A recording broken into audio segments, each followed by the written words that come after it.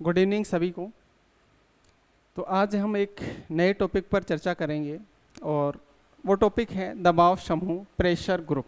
दबाव समूह या प्रेशर ग्रुप, दबाव समूह। तो सबसे पहले हम दबाव समूह के अर्थ को समझते हैं कि दबाव समूह होता क्या है। दबाव समूह के अर्थ को समझते हैं कि दबाव समूह होता क्या है। तो दबाव समूह के अर्थ की हम बात करें तो दबाव समूह एक संगठित या गैर संगठित समूह होता है। यानी संगठित भी हो सकता है, असंगठित समूह भी हो सकता है दबाव समूह, और जो सत्ता पर दबाव डालने का कार्य करता है। यानी अपने हितों की पूर्ति के लिए सत्ता पर दबाव डालने का कार्य किया जाता है दबाव समूह के द्वारा, या सरकार पर दबाव डालने का कार्य किया जाता है दबाव समूह के द्वारा। तो दबाव समूह के अर्थ की हम बात करें तो दबाव समूह एक ऐसा संगठित या असंगठित समूह जो सरकार पर दबाव डालने का कार्य करता है, या दबाव डालकर जो सरकार पर दबाव डालकर अपने हितों की पूर्ति करता है, अपने हितों की पूर्ति करता है। तो दबाव समूह सत्ता पर दबाव डालकर अपने हितों की पूर्ति करता है। दबाव समूह की हम बात करें तो दबाव समूह है ये राजनीति से जुड़ा हुआ नहीं है, यानी ये गैर राजनीतिक संगठन होता है और ना ही इसकी सत्ता में कोई रुचि होती है। दबाव समूह की सत्ता में किसी भी प्रकार की रुचि नहीं होती है। तो दबाव समूह की हम बात करें तो दबाव समूह गैर राजनीतिक संगठन होता है, गैर राजनीतिक संगठन होता है। दबाव समूह की सत्ता में किसी भी प्रकार की रुचि नहीं होती है। दबाव समूह की सत्ता में किसी भी प्रकार की रुचि नहीं होती है। यानी दबाव समूह केवल अपने हितों की पूर्ति के लिए सरकार पर दबाव डालता है। केवल इसका उद्देश्य होता है अपने हितों की पूर्ति करना। सत्ता से इसका कोई लेना देना नहीं होता है। तो सत्ता से इसका किसी भी प्रकार का कोई संबंध नहीं होता है। केवल और केवल अपने उद्देश्यों की पूर्ति चाहता है, अपने हितों की पूर्ति चाहता है। ये जो दबाव समूह है ये अमेरिकी राजनीतिक व्यवस्था की देन है और 1960 के दशक के बाद से दबाव समूह का ज़्यादा अध्ययन शुरू हुआ था। तो दबाव समूह अमेरिकी राजनीतिक व्यवस्था की देन है, अमेरिकी राजनीतिक व्यवस्था की देन है। और इसका जो अध्ययन शुरू हुआ था दबाव समूह का, ये अध्ययन शुरू हुआ था 1960 के दशक के बाद। 1960 के दशक के बाद दबाव समूह का अध्ययन ज़्यादा हुआ। 1960 के दशक के बाद दबाव समूह का अध्ययन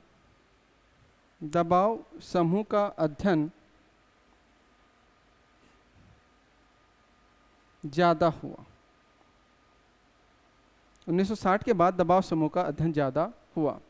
दबाव समूह के कुछ अन्य नाम भी मिलते हैं, जैसे अन्य नाम, दबाव समूह के अन्य नाम।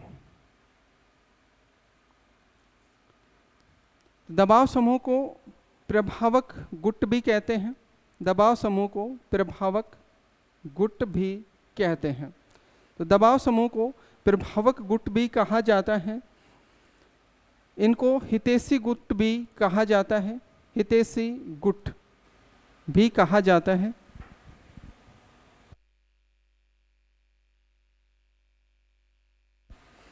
इनको हितैषी गुट भी कहा जाता है।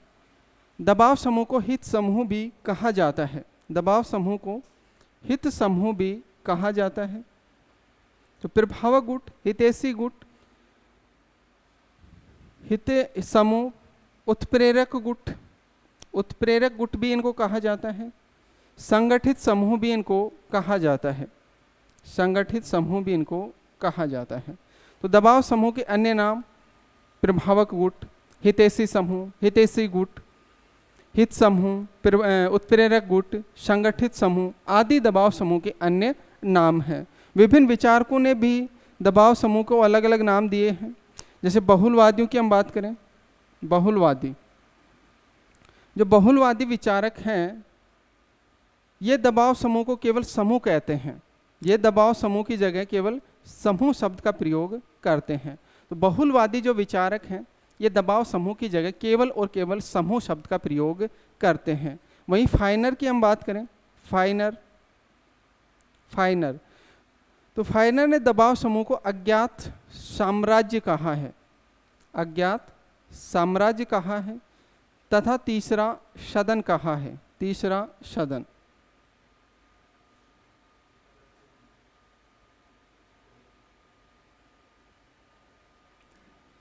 दबाव समूह को तीसरा सदन या दबाव समूह को तीसरा सदन या अज्ञात साम्राज्य किसने कहा? तो फाइनर के द्वारा कहा गया। तीसरा सदन या अज्ञात साम्राज्य फाइनर के द्वारा कहा गया। और भी विद्वानों ने अलग अलग इसको नाम दिए हैं दबाव समूह को। जैसे मैकिन की हम बात करें तो मैकिन ने इसको अदृश्य सरकार कहा है। मैकिन ने दबाव समूह को अदृश्य सरकार कहा है, अदृश्य सरकार। तो अदृश्य सरकार मैकिन ने कहा। और हम बात करें शैलिन, शैलिन, और शैलिन ने दबाव समूह को अनौपचारिक सरकार नाम दिया है, अनौपचारिक सरकार। शैलिन की बात करें तो शैलिन ने दबाव समूह को अनौपचारिक सरकार नाम दिया है। वहीं और हम बात करें एलन बोल की बात करें, एलन बोल, एलन बोल, और एलन बोल की हम बात करें तो एलन बोल ने दबाव समूह को प्रभावक गुट कहा है, प्रभावक गुट। तो एलन बोल ने दबाव समूह को प्रभावक गुट कहा है। वहीं रोडी गैर की बात करें, रोडी गैर, और रोडी गैर ने दबाव समूह को सरकारी संचार सूत्र कहा है, सरकारी संचार सूत्र। दबाव समूह को सरकारी संचार सूत्र नाम दिया रोडी गैर ने, शैलिन ने नाम दिया अनौपचारिक सरकार, एलन बोल ने नाम दिया प्रभावक गुट। और कुछ नामों की बात करें तो जैसे हैरी एक्स्टीन, हैरी एक्स्टीन, और हैरी एक्स्टीन की हम बात करें तो हैरी एक्स्टीन ने दबाव समूह को राजनीतिक और गैर राजनीतिक के मध्य स्तरीय प्रक्रिया कहा है। तो हैरी एक्स्टीन ने दबाव समूह को राजनीतिक व गैर राजनीतिक के मध्य, राजनीतिक और गैर राजनीतिक के मध्य प्रक्रिया स्तर कहा है, प्रक्रिया स्तर कहा है। तो हैरी एक्स्टीन ने दबाव समूह को राजनीतिक और गैर राजनीतिक के मध्य स्तरीय प्रक्रिया कहा है। वहीं एलन पोर्टर की हम बात करें, एलन पोर्टर,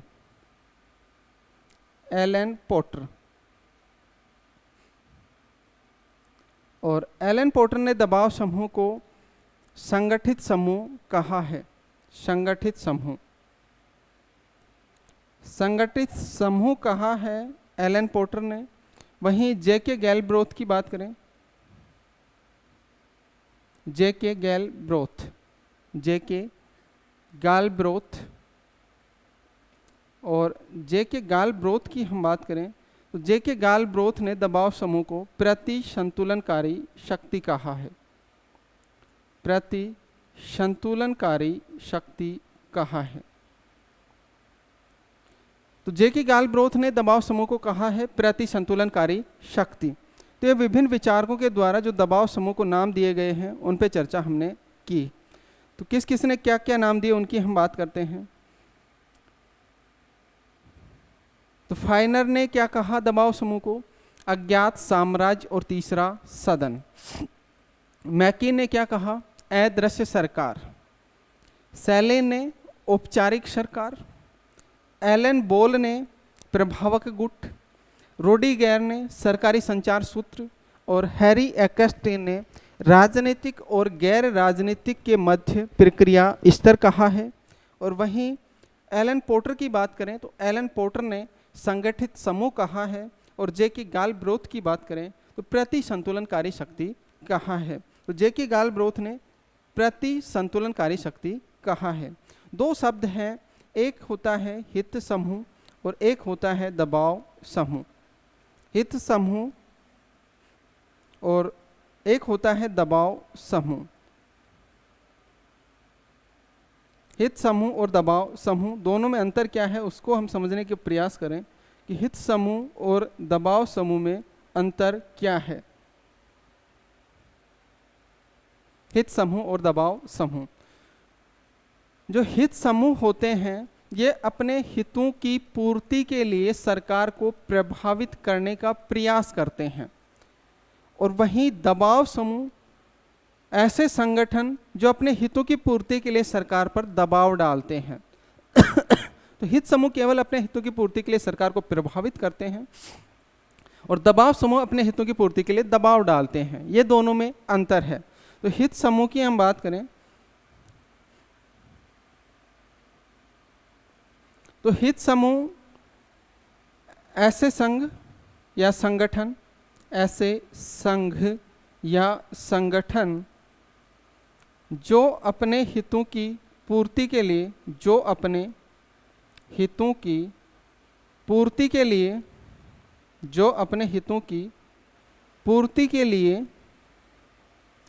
राजनीतिक प्रक्रिया को प्रभावित करने का प्रयास करते हैं।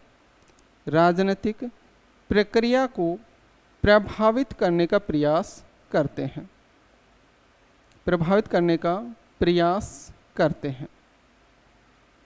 राजनीतिक प्रक्रिया को प्रभावित करने का प्रयास करते हैं।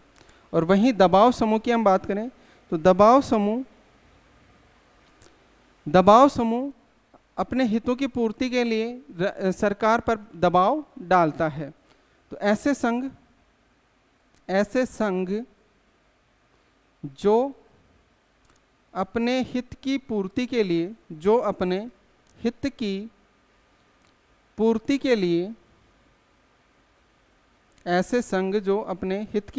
लिए सरकार पर दबाव डालने का प्रयास करते हैं। ऐसे संघ जो अपने हित की पूर्ति के लिए सरकार पर दबाव डालने का प्रयास करते हैं दबाव समूह कहलाते हैं। तो हित समूह और दबाव समूह में अंतर आपको समझ में आ गया होगा। आगे बात करते हैं, एक सिद्धांत है समूह सिद्धांत। समूह सिद्धांत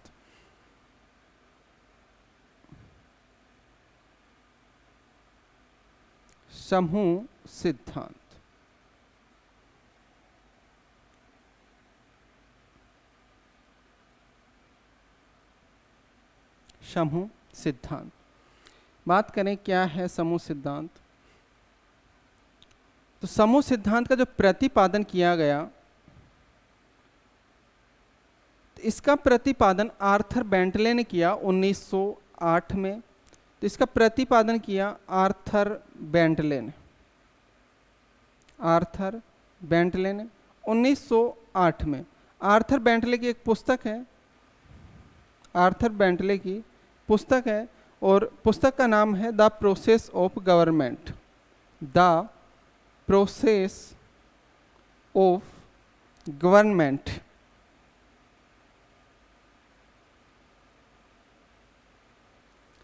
इस पुस्तक में इन्होंने दबाव समूह का सर्वप्रथम सामूहिक अध्ययन प्रारंभ किया था। तो इस पुस्तक में इन्होंने दबाव समूह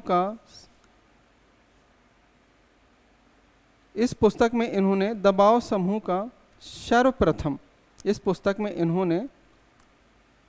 दबाव समूह का सर्वप्रथम आनुभाविक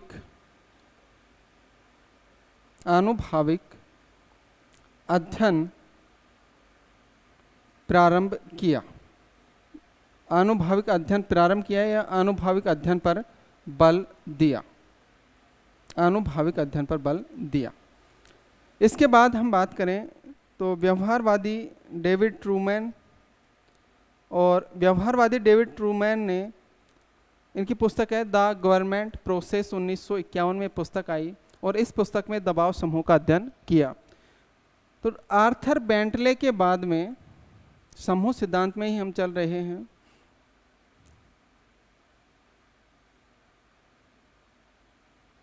आर्थर बेंटले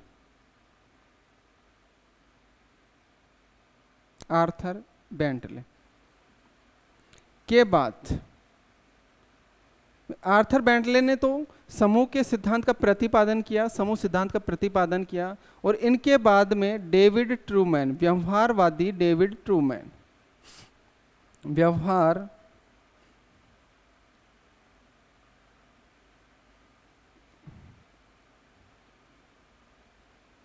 व्यवहारवादी डेविड ट्रूमैन, इनकी पुस्तक है the government process. The government process 1951 में ये पुस्तक प्रकाशित हुई, और इसमें इन्होंने दबाव समूह का अध्ययन किया। इस पुस्तक में इन्होंने दबाव समूह का अध्ययन किया। इस पुस्तक में इन्होंने दबाव समूह का अध्ययन किया। तो डेविड ट्रूमैन ने अपनी पुस्तक द गवर्नमेंट प्रोसेस में दबाव समूह का अध्ययन किया। आगे हम बात करें,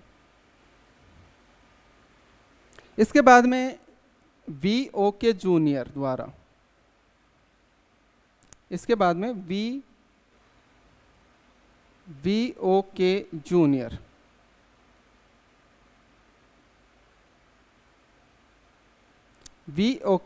जूनियर, और इनकी पुस्तक है political parties and pressure group.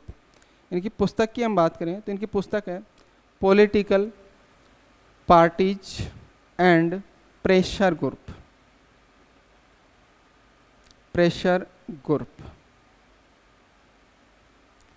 Political parties and pressure group, और इसमें इन्होंने दबाव समूह का अध्ययन किया। इस पुस्तक में इन्होंने दबाव समूह का अध्ययन किया। इस पुस्तक में इन्होंने दबाव समूह का अध्ययन किया। तो समूह सिद्धांत से संबंधित 3 विचारक हो गए, आर्थर बेंटले,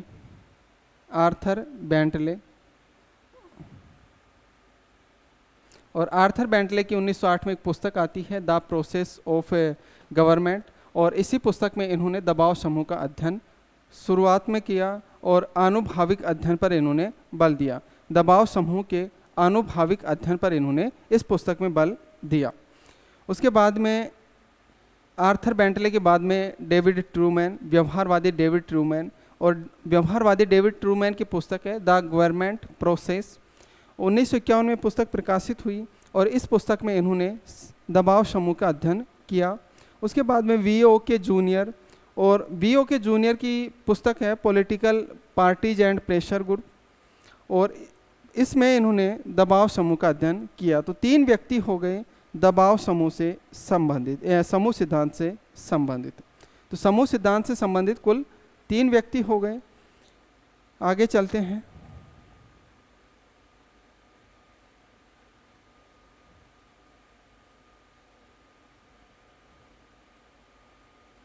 दबाव समूह के लक्षण और विशेषताएं देख लेते हैं कि लक्षण या विशेषताएं क्या क्या हैं।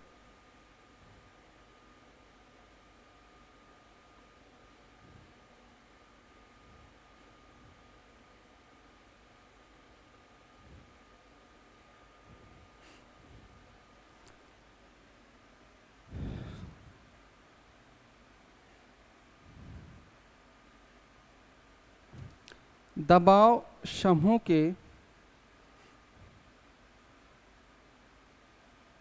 समूह के लक्षण या विशेषताएं। दबाव समूह के लक्षण या विशेषताएं, एक एक को देखते हैं, चर्चा करते हैं कि कौन कौन से लक्षण हैं, कौन कौन से विशेषताएं हैं। तो पहला लक्षण हम दबाव समूह का बता सकते हैं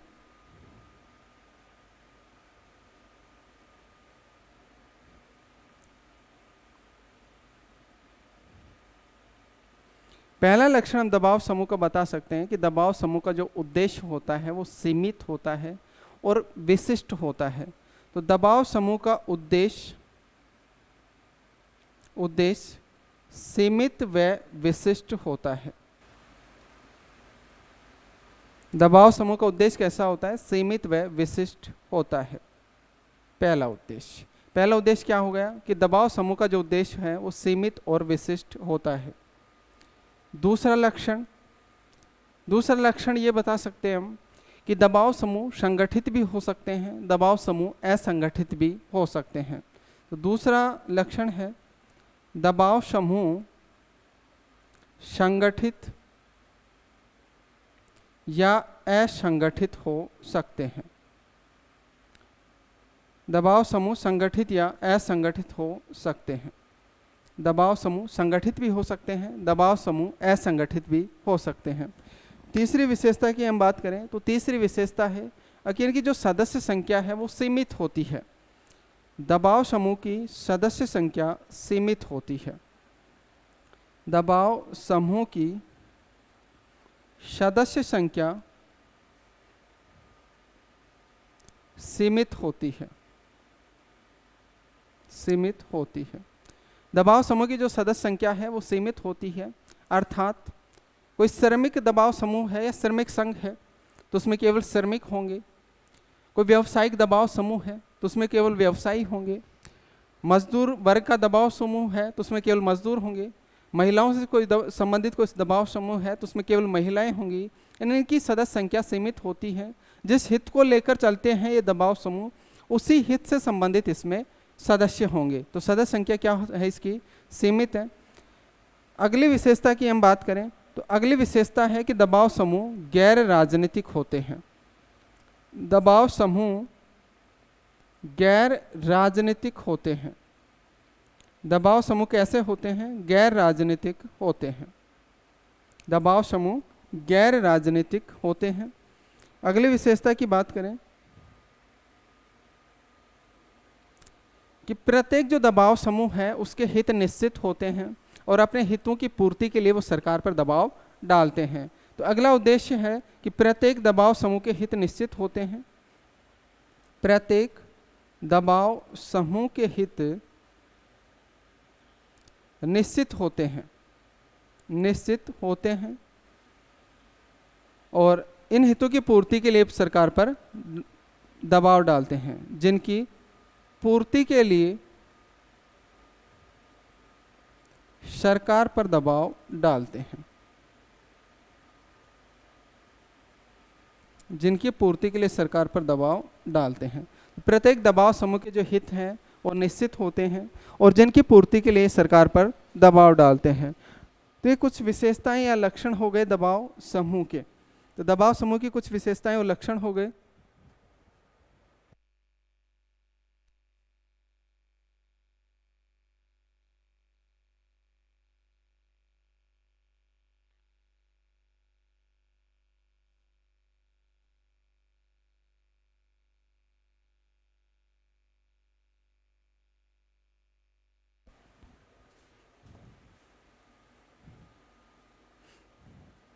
आगे चलते हैं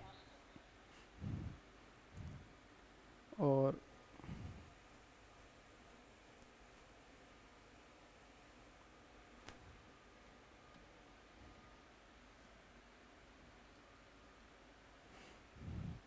अब हम दबाव समूह और राजनीतिक दल में अंतर क्या है इसको समझते हैं। दबाव समूह और राजनीतिक दल में अंतर। तो दबाव समूह के लक्षण या विशेषताएं हो गई। दबाव समूह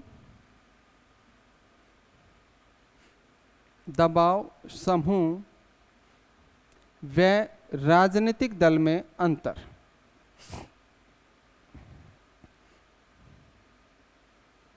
दबाव समूह व राजनीतिक दल में अंतर देखते हैं। कौन कौन से अंतर हैं, एक एक अंतर को समझने की कोशिश करते हैं। पहला अंतर तो है सत्ता को लेकर।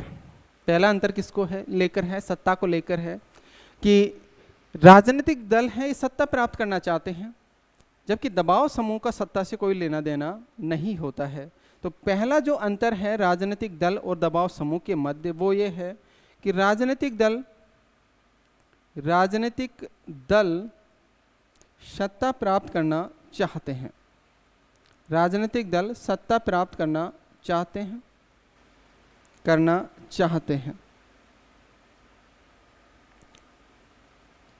जबकि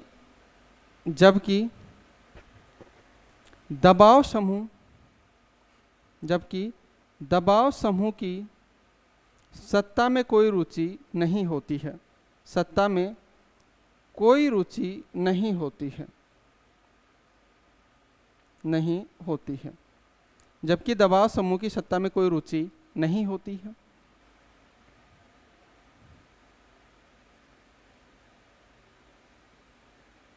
आगे बात करें।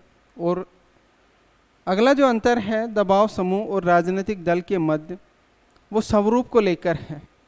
अगला अंतर स्वरूप को लेकर है कि राजनीतिक दल का जो स्वरूप होता है वो राजनीतिक होता है, वहीं दबाव समूह का जो स्वरूप होता है वो गैर राजनीतिक होता है। तो अगला अंतर है स्वरूप को लेकर कि राजनीतिक दल का स्वरूप राजनीतिक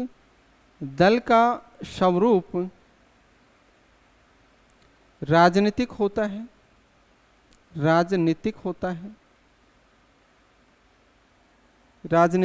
है और दबाव समूह का स्वरूप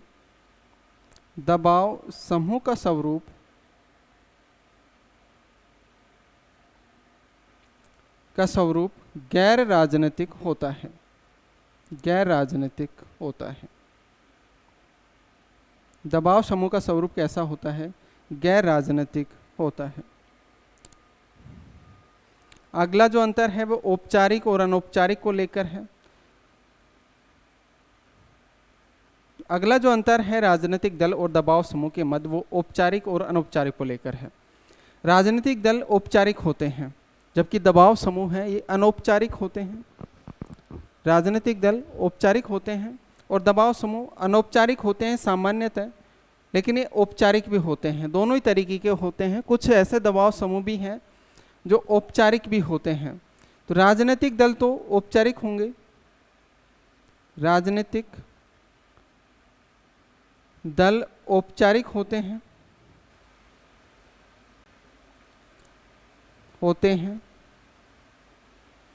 दबाव समूह औपचारिक व अनौपचारिक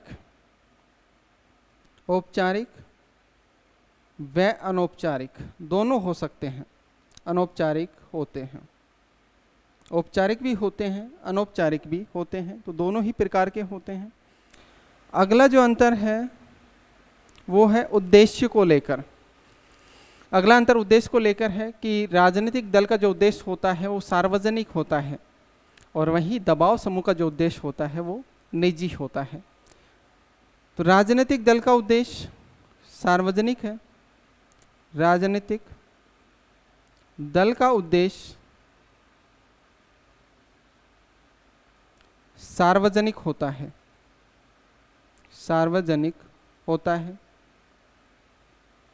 और वहीं दबाव समूह का उद्देश्य निजी होता है। दबाव समूह का उद्देश्य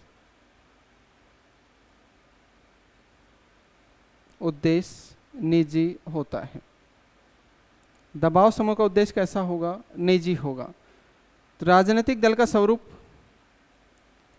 सार्वजनिक होता है और वहीं दबाव समूह का जो स्वरूप है वो निजी होता है। दबाव समूह का स्वरूप निजी होता है। और कुछ अंतरों पर बात करें। दबाव जो समूह होते हैं ये संगठन और कार्यक्रमों को लेकर राजनीतिक दल से ज़्यादा सुव्यवस्थित होते हैं। तो व्यवस्था के संबंध में अंतर है कि राजनीतिक दल कम व्यवस्थित होते हैं दबाव समूह ज़्यादा व्यवस्थित होते हैं। तो दबाव समूह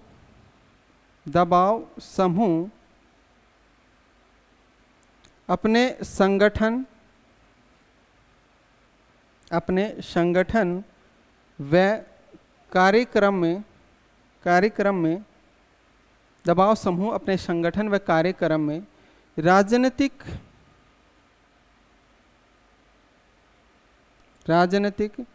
दल से ज़्यादा सुव्यवस्थित होते हैं।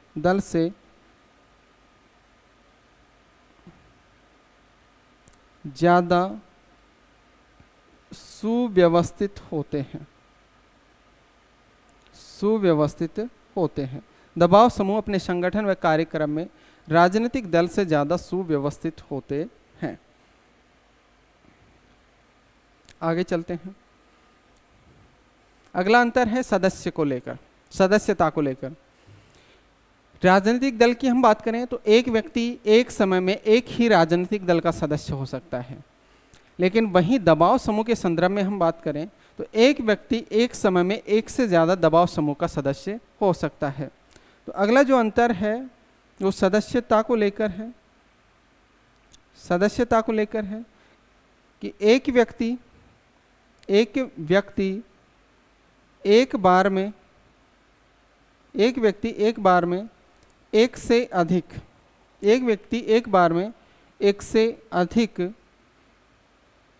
राजनीतिक दलों एक व्यक्ति एक बार में एक से अधिक दबाव समूह का सदस्य हो सकता है। दबाव समूह का सदस्य हो सकता है, लेकिन एक व्यक्ति एक समय में एक ही राजनीतिक दल का सदस्य हो सकता है। एक समय में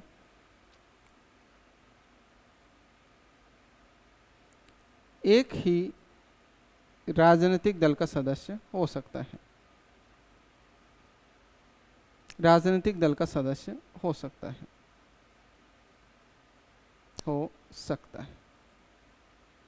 बात क्लियर? अगला अंतर है उद्देश्य प्राप्ति के लिए जो साधनों का प्रयोग किया जाता है उसको लेकर है। उद्देश्य प्राप्ति के लिए जो साधनों का प्रयोग किया जाता है उसको लेकर है कि जो दबाव समूह होते हैं ये अपने उद्देश्य की पूर्ति के लिए संवैधानिक और गैर संवैधानिक दोनों ही प्रकार के साधनों का प्रयोग करते हैं। वहीं राजनीतिक दल हैं ये अपने उद्देश्यों की पूर्ति के लिए केवल और केवल संवैधानिक साधनों का ही प्रयोग करते हैं। तो अगला जो अंतर है दोनों में वो साधनों के प्रयोग को लेकर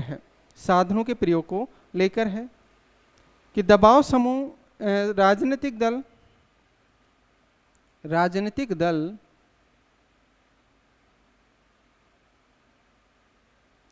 अपने उद्देश्यों की पूर्ति के लिए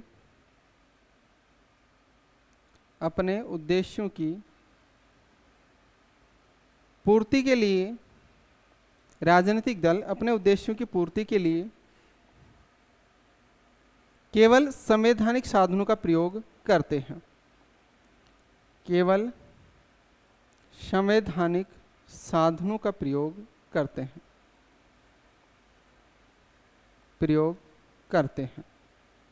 और वहीं दबाव समूह की हम बात करें, वहीं दबाव समूह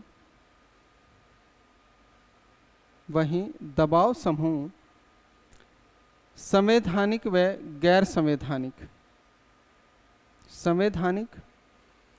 वहीं दबाव समूह संवैधानिक व गैर संवैधानिक साधनों का प्रयोग करते हैं। संवैधानिक और गैर संवैधानिक साधनों का प्रयोग करते हैं।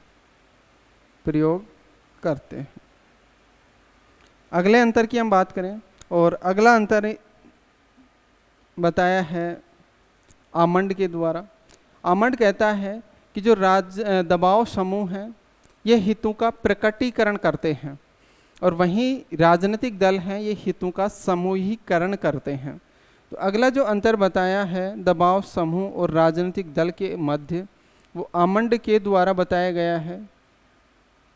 और आमंड ने अंतर बताया है कि दबाव समूह हितों का प्रकटीकरण करते हैं, हितों का प्रकटीकरण करते हैं। वहीं राजनीतिक दल हितों का समूहीकरण करते हैं, हितों का समूहीकरण करते हैं, हितों का समूहीकरण करते हैं। दबाव समूह तो हितों का प्रकटीकरण करते हैं, राजनीतिक दल हितों का समूहीकरण करते हैं। ये अंतर बताया है आमंड के द्वारा। तो कुछ अंतर हो गए दबाव समूह और राजनीतिक दल में। तो पहला अंतर था सत्ता को लेकर कि राजनीतिक दल सत्ता प्राप्त करना चाहते हैं, दबाव समूह सत्ता से कुछ भी संबंध नहीं रखते हैं। दूसरा अंतर था स्वरूप को लेकर कि राजनीतिक दल राजनीतिक होते हैं और दबाव समूह का जो स्वरूप होता है वो गैर राजनीतिक होता है। तीसरा अंतर था कि राजनीतिक दल औपचारिक होते हैं, दबाव समूह अनौपचारिक होते हैं सामान्यतः, लेकिन औपचारिक भी हो सकते हैं। राजनीतिक दल का जो उद्देश्य होता है वो सार्वजनिक होता है, वहीं दबाव समूह का जो उद्देश्य होता है वो निजी होता है। अगला अंतर था कि दबाव समूह अपने संगठन व कार्यक्रम में राजनीतिक दल से ज़्यादा सुव्यवस्थित होते हैं, तो व्यवस्था को लेकर अंतर था। अगला अंतर था सदस्यता को लेकर कि दबाव समूह में तो एक ही समय में व्यक्ति एक से अधिक दबाव समूह का सदस्य हो सकता है, लेकिन राजनीतिक दलों के संदर्भ में हम बात करें तो एक समय में एक व्यक्ति एक ही राजनीतिक दल का सदस्य हो सकता है, ज़्यादा का नहीं। अगला साधनों के प्रयोग से संबंधित है कि राजनीतिक दल तो अपने उद्देश्यों की पूर्ति के लिए केवल और केवल संवैधानिक साधनों का प्रयोग करते हैं, वहीं दबाव समूह अपने उद्देश्यों की पूर्ति के लिए संवैधानिक साधनों के साथ साथ गैर संवैधानिक साधनों का भी प्रयोग करते हैं। आगे चलते हैं। आमंड ने भी एक अंतर बताया कि दबाव समूह हैं ये हितों का प्रकटीकरण करते हैं और वहीं राजनीतिक दल हैं वो हितों का समूहीकरण करते हैं। दबाव समूह तो हितों को प्रकट करते हैं सरकार के सामने, राजनीतिक दल उन हितों का समूहीकरण करते हैं, संयुक्तिकरण करते हैं। आगे चलते हैं। अब हम बात करते हैं दबाव समूह के कार्य करने के तरीकों पर कि दबाव समूह कार्य कैसे करते हैं। दबाव समूह के कार्य करने के तरीके।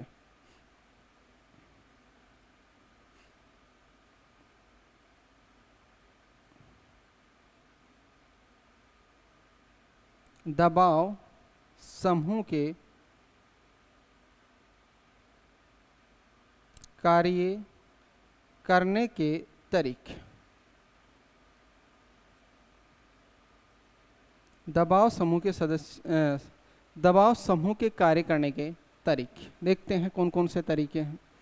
एक एक तरीकों को समझने की कोशिश करते हैं। पहला तरीका दबाव समूह के कार्य करने का ये है कि ये जो प्रेस है, समाचार पत्र हैं, टीवी है, रेडियो है, इन सब का प्रयोग दबाव समूह अपने हित की पूर्ति के लिए करते हैं। तो पहला कार्य करने का तरीका है कि प्रेस, समाचार पत्र, टेलीविज़न, रेडियो आदि का प्रयोग दबाव समूह अपने हित की पूर्ति के लिए करते हैं। दबाव समूह अपने हित की पूर्ति के लिए करते हैं, हित की पूर्ति के लिए करते हैं।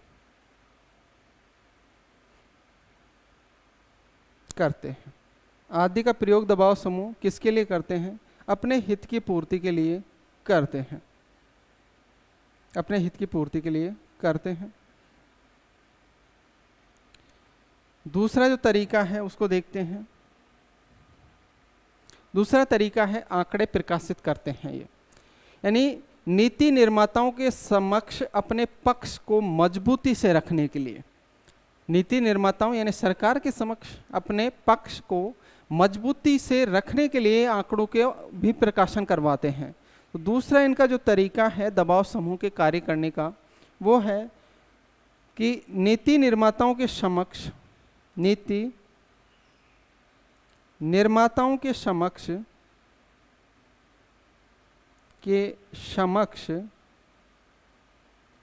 अपने पक्ष को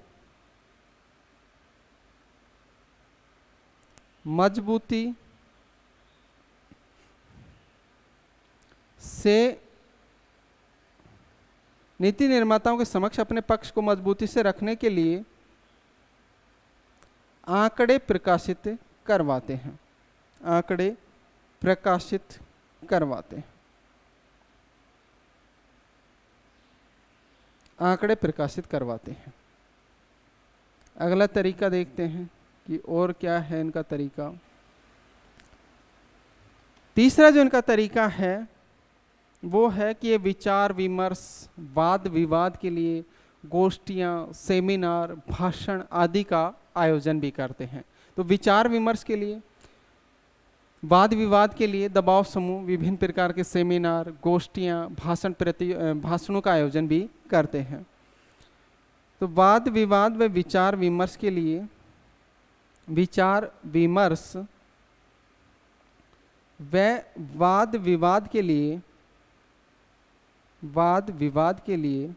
विचार विमर्श व वाद विवाद के लिए दबाव समूह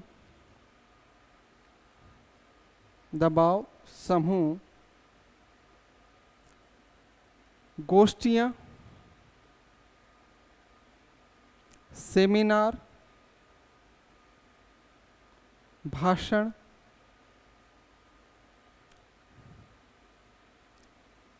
आदि आयोजित करते हैं।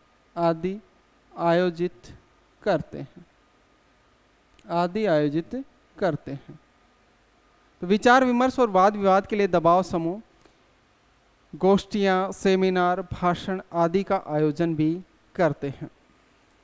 आगे चलते हैं। दबाव समूह के कार्य करने का अगला जो तरीका है वो है लॉबिंग या लॉबिंग, जो भी हम इसको कहें, लॉबिंग।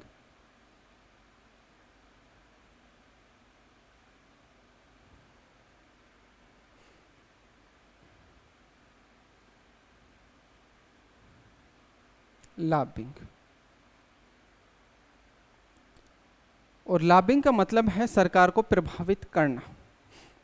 तो अपने हितों की पूर्ति के लिए लॉबिंग का भी प्रयोग करते हैं, लॉबिंग का प्रयोग भी करते हैं दबाव समूह। और इसका अर्थ होता है, सामान्य अर्थ होता है सरकार को प्रभावित करना। सरकार को प्रभावित करना, धन से, शक्ति से आदि से सरकार को प्रभावित करने की कोशिश करते हैं। और इसका जो प्रयोग किया जाता है ये अमेरिका में सर्वाधिक किया जाता है। लॉबिंग का जो प्रयोग किया जाता है अमेरिकी राजनीतिक व्यवस्था में सर्वाधिक किया जाता है। राजनीतिक व्यवस्था में सर्वाधिक किया जाता है। व्यवस्था में सर्वाधिक प्रयोग इसका किया जाता है। सर्वाधिक प्रयोग किया जाता है। और अमेरिकी सीनेट के सदस्यों को प्रभावित करने के लिए इसका प्रयोग किया जाता है। तो अमेरिकी सीनेट के सदस्यों को प्रभावित करने के लिए, सदस्यों को प्रभावित करने के लिए अमेरिकी सीनेट के सदस्यों को प्रभावित करने के लिए लॉबिंग का प्रयोग किया जाता है। और इसी के संबंध में एक कथन भी या उक्ति भी प्रचलित है कि विधायकों की टांगे तिजोरियों में और तिजोरियों की चाबी धनवानों के हाथ में रहती है। अमेरिका के संदर्भ में उक्ति प्रचलित है कि विधायकों की जो टांगे हैं वो तिजोरियों में रहती हैं और उन तिजोरियों की जो चाबी है वो धनवानों के पास रहती है। यानी इसका मतलब कि विधायक पैसे में बिक जाते हैं और इसी को कहा जाता है लॉबिंग, के धन वगैरह देकर विधायकों को और अपने हितों की पूर्ति के लिए प्रभावित करना, वो कहलाता है लॉबिंग। तो लॉबिंग का प्रयोग भी करते हैं दबाव समूह। और हम बात करें कि और किसका प्रयोग करते हैं, कार्य करने के तरीकों में और क्या क्या तरीके अपनाते हैं। तो कभी कभी जो दबाव समूह हैं उग्र आंदोलन, उग्र प्रदर्शन का भी सहारा लेते हैं। तो कभी कभी दबाव समूह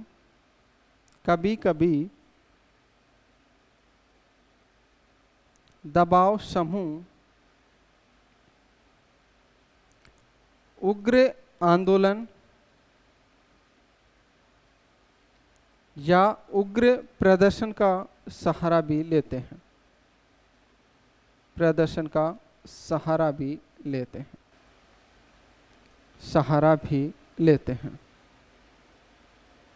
कभी कभी दबाव समूह उग्र आंदोलन या उग्र प्रदर्शन का भी सहारा लेते हैं।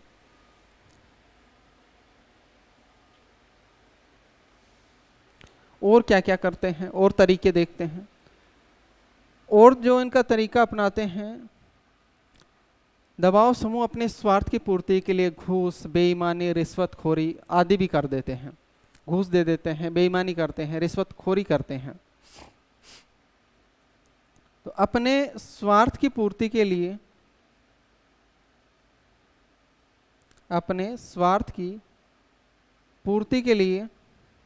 घूस, रिश्वत,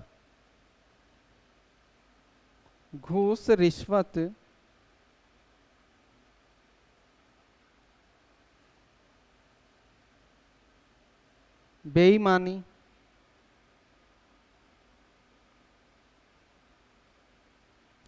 आदि का भी प्रयोग करते हैं।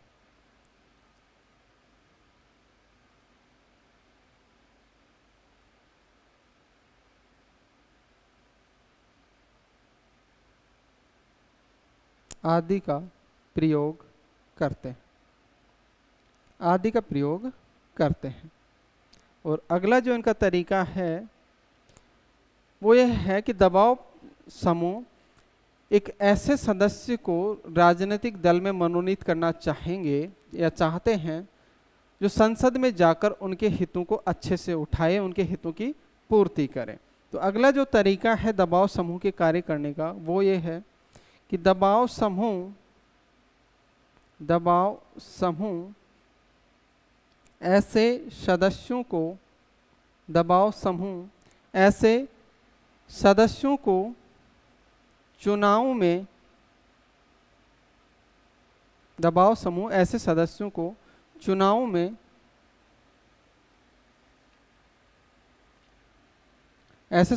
चुनाव में दलीय प्रत्याशी मनोनीत करवाने में मदद करते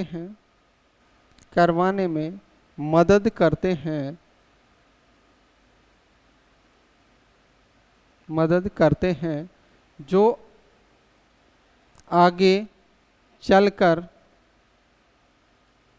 संसद में उनके हितों की अभिवृद्धि में सहायक हो।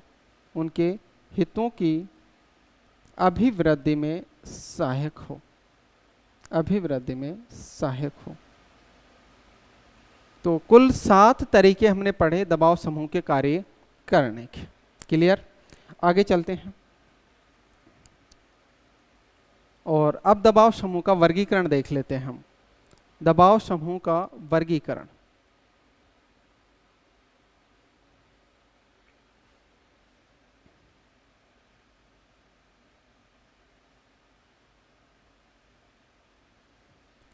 दबाव समूह का वर्गीकरण।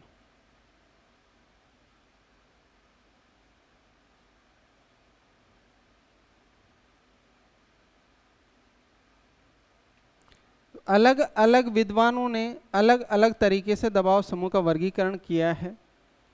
तो हम अलग अलग विद्वानों के अनुसार दबाव समूह का वर्गीकरण देखते हैं। सबसे पहले हम G.A. आमंड के वर्गीकरण को देखते हैं। G.A. आमंड का वर्गीकरण। G.A. आमंड का वर्गीकरण।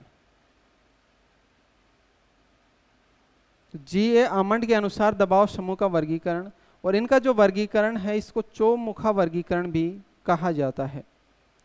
चौमुखा वर्गीकरण भी कहा जाता है। तो G.A. आमंड के वर्गीकरण को चौमुखा वर्गीकरण भी कहा जाता है। यानी इन्होंने दबाव समूह को 4 भागों में बांटा है। दबाव समूह के 4 प्रकार इन्होंने बताए हैं। देखते हैं कौन कौन से बताए हैं। पहला इन्होंने बताया संस्थात्मक दबाव समूह, संस्थात्मक दबाव समूह।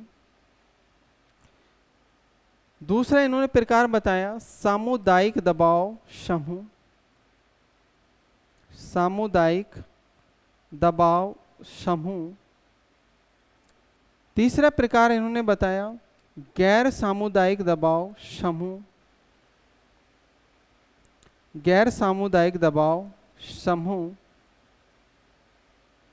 और चौथा प्रकार इन्होंने बताया प्रदर्शनात्मक दबाव समूह, प्रदर्शनात्मक दबाव समूह।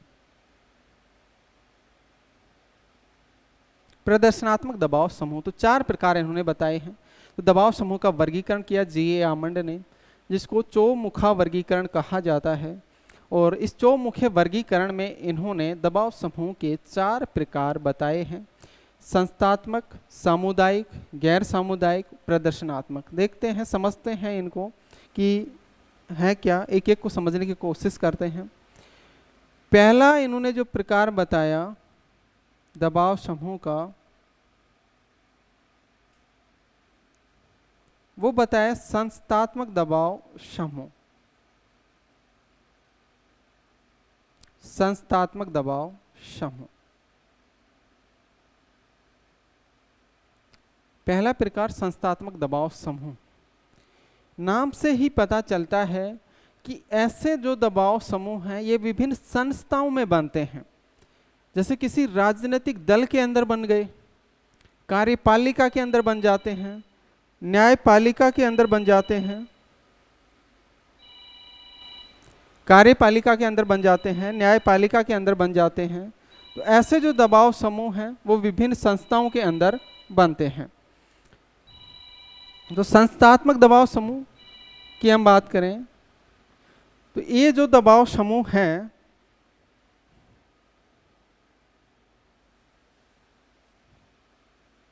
राजनीतिक दलों,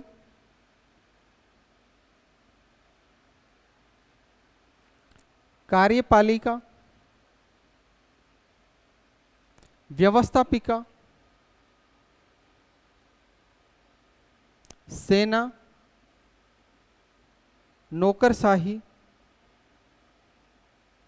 नौकरशाही आदि के अंदर बनते हैं, आदि के अंदर बनते हैं, आदि के अंदर बनते हैं। इन विभिन्न संस्थाओं के अंदर बनते हैं संस्थात्मक दबाव समूह। और ये जो दबाव समूह हैं ये अनौपचारिक होते हैं, ये जो दबाव समूह हैं ये अनौपचारिक होते हैं, अनौपचारिक दबाव समूह होते हैं। यानी संस्थात्मक जो दबाव समूह है कैसे समूह है, अनौपचारिक दबाव समूह है। दूसरा जो प्रकार इन्होंने बताया उसकी हम बात करें तो दूसरा प्रकार इन्होंने दबाव समूह का बताया है सामुदायिक दबाव समूह, सामुदायिक दबाव समूह।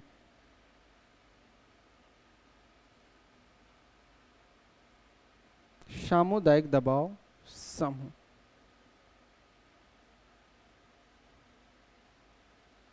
ये जो सामुदायिक दबाव समूह हैं ये विशेष व्यक्तियों के हितों की पूर्ति के लिए बनते हैं। और ये जो सामुदायिक दबाव समूह हैं ये औपचारिक होते हैं, औपचारिक होते हैं। इनका औपचारिक संगठन होता है, औपचारिक ऑफिस होता है, यहाँ तक इनका औपचारिक संविधान भी होता है। और विश्व के जो सबसे शक्तिशाली दबाव समूह हैं वो सामुदायिक दबाव समूह है। तो सामुदायिक दबाव समूह की हम बात करें तो सामुदायिक जो दबाव समूह हैं ये विशेष व्यक्तियों के हितों के लिए बनते हैं, या हितों के विशेष व्यक्तियों के हितों का प्रतिनिधित्व ये करते हैं। प्रतिनिधित्व करते हैं। विशेष व्यक्तियों के हितों का प्रतिनिधित्व ये करते हैं। ये औपचारिक होते हैं।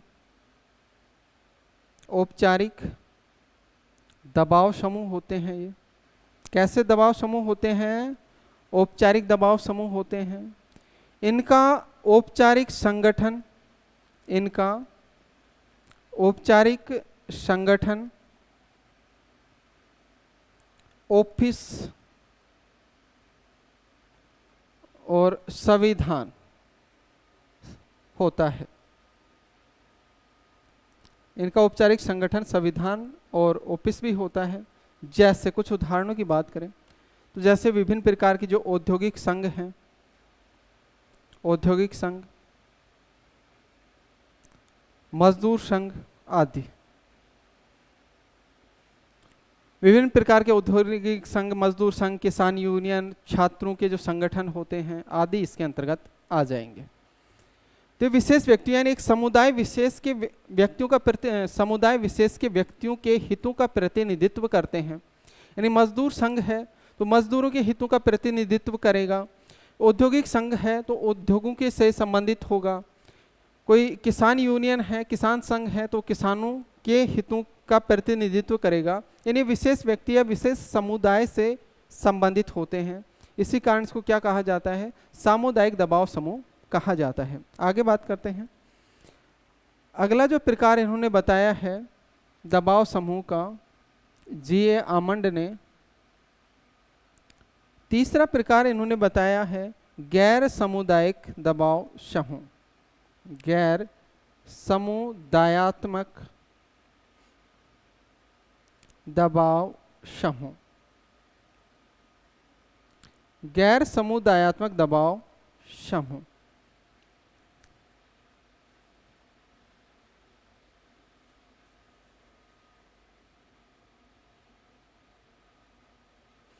और गैर समुदायात्मक दबाव समूह की बात करें तो ये दबाव समूह विभिन्न वर्गों के आधार पर, रक्त संबंध के आधार पर, क्षेत्रीयता के आधार पर, जातीयता के आधार पर आदि के आधार पर बनते हैं। तो गैर समुदायात्मक जो दबाव समूह हैं, ये दबाव समूह वर्ग, जाति, धर्म, क्षेत्र, समुदाय आदि हितों के आधार पर बनते हैं। आदि हितों के आधार पर बनते हैं। आदि हितों के आधार पर बनते हैं। और ये जो दबाव समूह हैं जो पिछड़े देश हैं, विकासशील देश हैं, वहाँ सबसे ज़्यादा पाए जाते हैं। तो गैर सामुदायात्मक जो दबाव समूह हैं विकासशील व पिछड़े देशों में सर्वाधिक पाए जाते हैं। विकासशील व पिछड़े देशों में सर्वाधिक पाए जाते हैं। विकासशील व पिछड़े देशों में सर्वाधिक पाए जाएंगे। तो विकासशील व पिछड़े देशों में सर्वाधिक पाए जाते हैं। ये औपचारिक भी हो सकते हैं, अनौपचारिक भी हो सकते हैं, दोनों ही तरीके के होते हैं। तो ये औपचारिक व अनौपचारिक दोनों ही तरीके के होते हैं। औपचारिक व अनौपचारिक दोनों ही प्रकार के होते हैं। दोनों ही प्रकार के होते हैं। तो औपचारिक और अनौपचारिक दोनों ही प्रकार के होते हैं। जैसे छात्र समूह हो गए,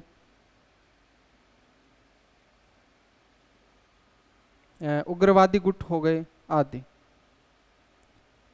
छात्र समूह, उग्रवादी गुट आदि इसके अंतर्गत आ जाएंगे। तो औपचारिक और अनौपचारिक दोनों ही प्रकार के होंगे। गैर समुदायात्मक दबाव समूह।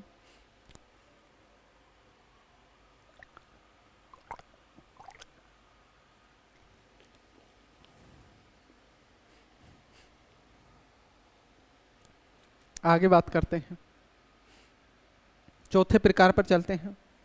और चौथा प्रकार इन्होंने बताया है प्रदर्शनात्मक दबाव समूह। आमंड ने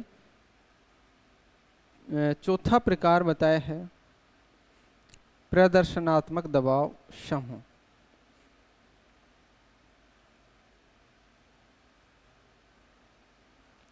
प्रदर्शनात्मक दबाव समूह। चौथा प्रकार हो गया आमंड के अनुसार। और इसकी हम बात करें तो ये जो दबाव समूह हैं ये प्रदर्शन के रूप में, भीड़ के रूप में अचानक ही प्रकट होते हैं और फिर अचानक ही विलुप्त हो जाते हैं।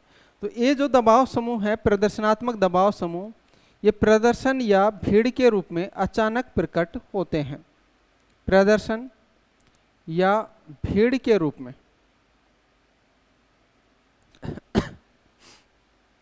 अचानक प्रकट होते हैं और अचानक ही लुप्त भी हो जाते हैं और विलुप्त भी हो जाते हैं। विलुप्त भी हो जाते हैं, अचानक ही प्रकट होंगे और अचानक ही विलुप्त हो जाएंगे।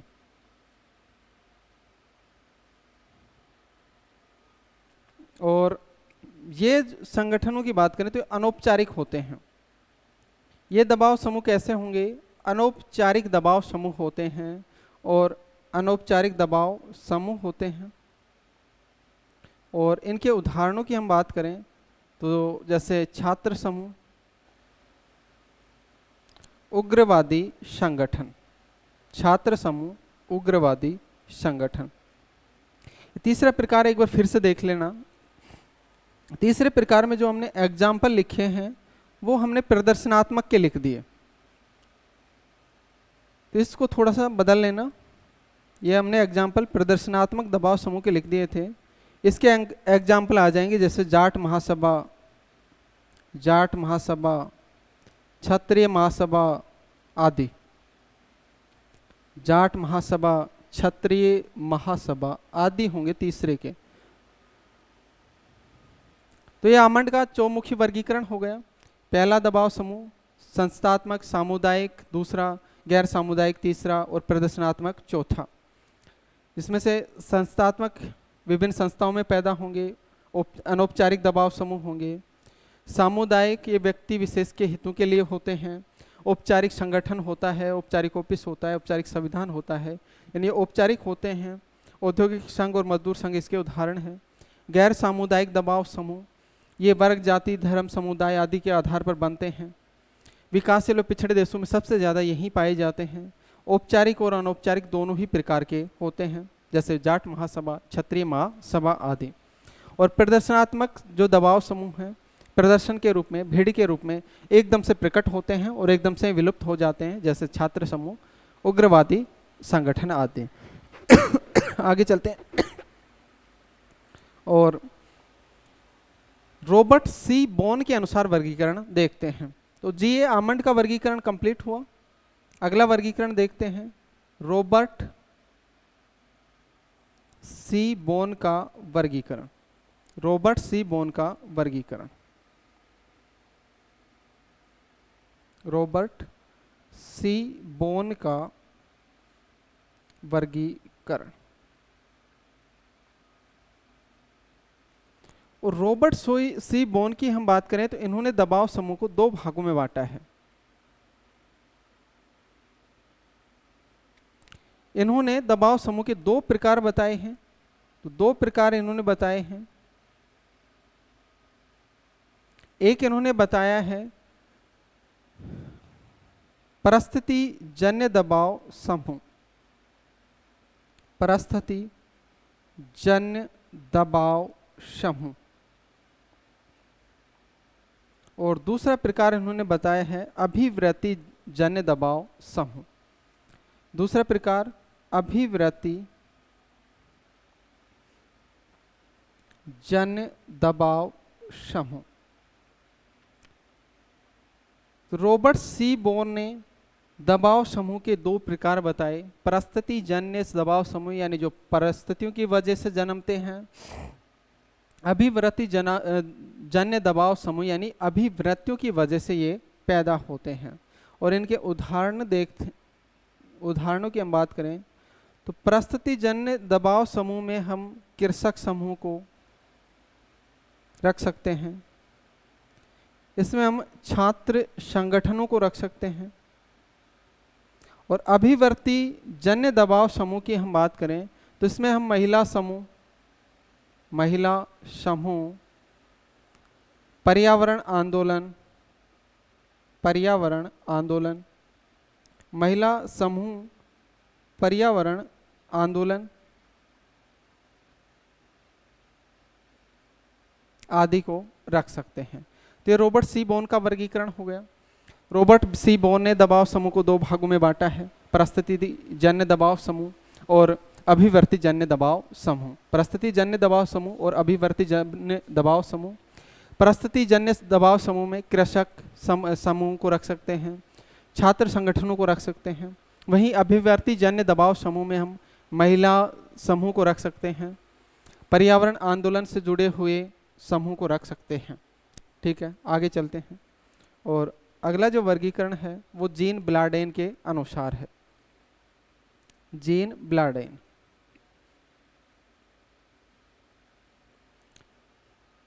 अगला जो वर्गीकरण है वो है जीन ब्लाडेन का वर्गीकरण।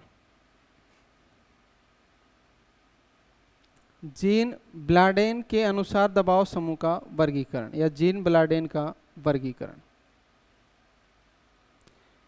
जीन ब्लाडेन ने भी दबाव समूह को दो भागों में बांटा है। इसने भी दबाव समूह को दो भागों में बांटा है। जीन ब्लाडेन ने भी दबाव समूह को दो भागों में बांटा है। पहला इन्होंने बताया सामुदायिक दबाव समूह, सामुदायिक दबाव समूह। और दूसरा प्रकार इन्होंने बताया गैर सामुदायिक दबाव समूह या संघात्मक दबाव समूह। गैर सामुदायिक या संघात्मक दबाव समूह।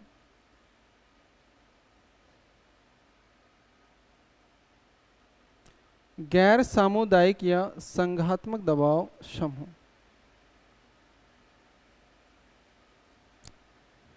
संघात्मक, गैर सामुदायिक या संघात्मक दबाव समूह। अब इन्होंने ये जो सामुदायिक दबाव समूह है इसको भी दो भागों में बांटा है।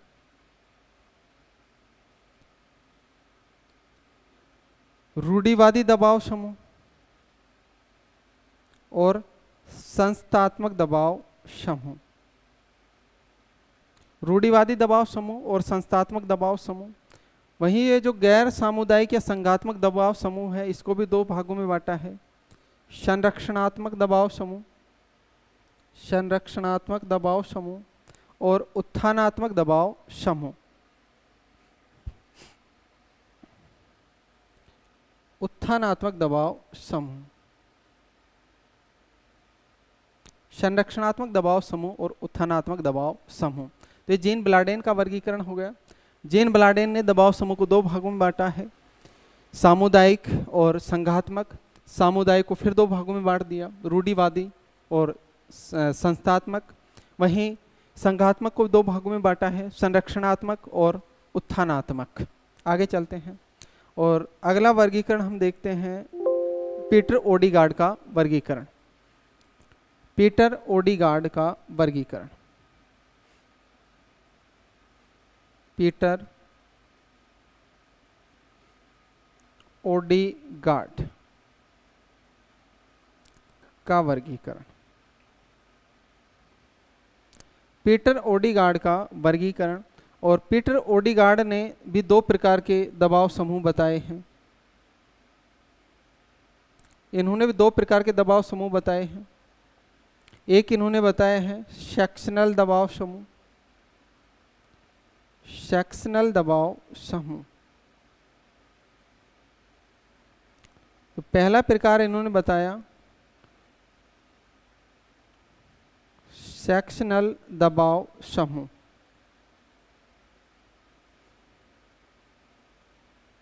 और दूसरा प्रकार इन्होंने बताया है कोज दबाव समूह, कोज दबाव समूह। सेक्शनल दबाव समूह और कोज दबाव समूह। ये जो सेक्शनल दबाव समूह हैं ये स्थायी दबाव समूह होते हैं। ये स्थायी दबाव समूह होते हैं, स्थायी होते हैं। वहीं कोज जो दबाव समूह हैं ये अस्थायी होते हैं। कोज दबाव समूह अस्थायी होते हैं। इसमें हम उदाहरण में रख सकते हैं जैसे व्यावसायिक संगठन, मजदूर संगठन आदि। व्यावसायिक संगठन और मजदूर संगठन आदि हम इसके अंतर्गत रख सकते हैं। वहीं कोज दबाव समूह की बात करें तो ये अस्थायी होते हैं। ये एक हित की रक्षा के लिए गठित होते हैं। एक ही हित की रक्षा के लिए गठित होंगे।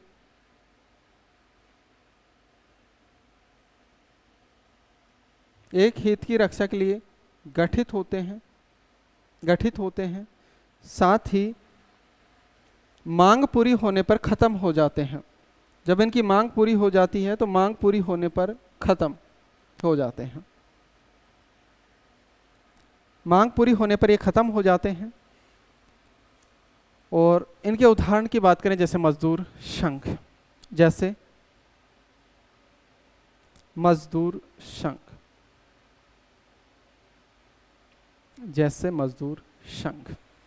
तो ये हो गया पीटर ओडीगार्ड का वर्गीकरण।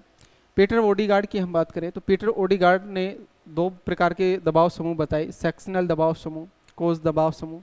सेक्शनल जो दबाव समूह है इनके स्थायी दबाव समूह होता है, जैसे व्यावसायिक संगठन, मजदूर संगठन आदि। वहीं कोज दबाव समूह की हम बात करें तो कोज दबाव समूह अस्थायी होते हैं, एक ही हित की रक्षा के लिए गठित होते हैं, और जब इनके हित पूरा हो जाता है या इनकी मांग पूरी हो जाती है तो ये समाप्त भी हो जाते हैं, जैसे मजदूर संघ। तो पीटर ओडीगार्ड का वर्गीकरण हो गया। तो ये इसके बाद में हम और देखें तो दबाव समूह के वर्गीकरण के संबंध में हमने 4 विद्वानों का वर्गीकरण देख लिया। एक डुवर्जर की हम बात करें, मोरिस डुवर्जर,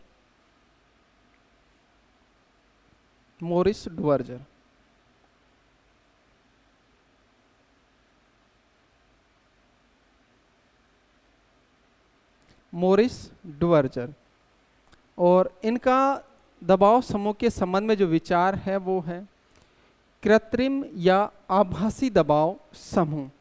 तो इनका दबाव समूह के संदर्भ में कृत्रिम या आभासी दबाव समूह का विचार है। कृत्रिम या आभासी दबाव समूह का विचार, आभासी दबाव समूह के विचार का प्रतिपादन इन्होंने किया है।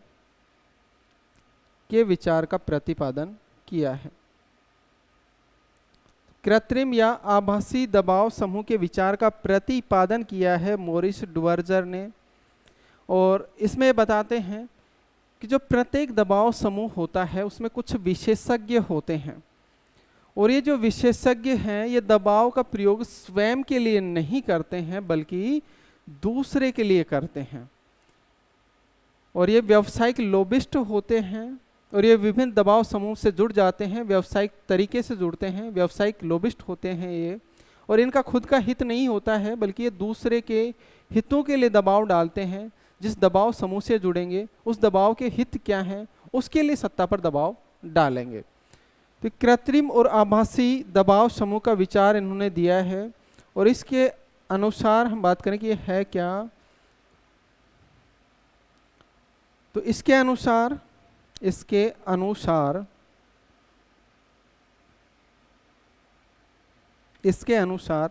दबाव समूह में विशेषज्ञ होते हैं।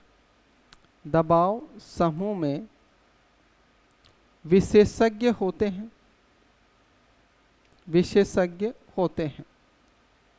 इसके अनुसार दबाव समूह में विशेषज्ञ होते हैं, और ये जो विशेषज्ञ हैं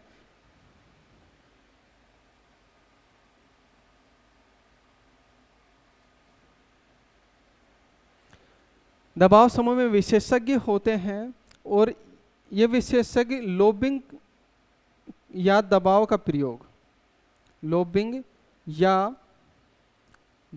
का प्रयोग अपने लिए नहीं करते हैं बल्कि दूसरे के लिए करते हैं। अपने लिए नहीं करते हैं बल्कि दूसरों के लिए करते हैं, बल्कि दूसरों के लिए करते हैं, बल्कि दूसरों के लिए करते हैं। अपने लिए प्रयोग नहीं करते हैं बल्कि दूसरों के लिए ये करते हैं। यानी ये व्यावसायिक लोबिस्ट होते हैं। ये विशेषज्ञ क्या होते हैं? व्यावसायिक लोबिस्ट होते हैं। ये विशेषज्ञ व्यावसायिक लोबिस्ट होते हैं। व्यावसायिक लोबिस्ट होते हैं। क्लियर? मोरिस डुवर्जर का सिद्धांत भी आप ध्यान रखें कि कृत्रिम या आभासी दबाव समूह का विचार किसका है? मोरिस डुवर्जर का। और इस सिद्धांत में क्या बताते हैं कि प्रत्येक जो दबाव समूह होता है उसमें कुछ विशेषज्ञ होते हैं और ये विशेषज्ञ लोबिस्ट का प्रयोग करते हैं या दबाव का प्रयोग करते हैं। और ये लोबिंग का या दबाव का जो प्रयोग करते हैं खुद के लिए नहीं बल्कि दूसरों के लिए करते हैं और ये व्यावसायिक लोबिस्ट होते हैं। आगे चलते हैं। विभिन्न राजनीतिक व्यवस्थाओं में दबाव समूह की भूमिका क्या है उसको देखते हैं। विभिन्न राजनीतिक व्यवस्थाओं में दबाव समूह की भूमिका। विभिन्न राजनीतिक व्यवस्थाओं में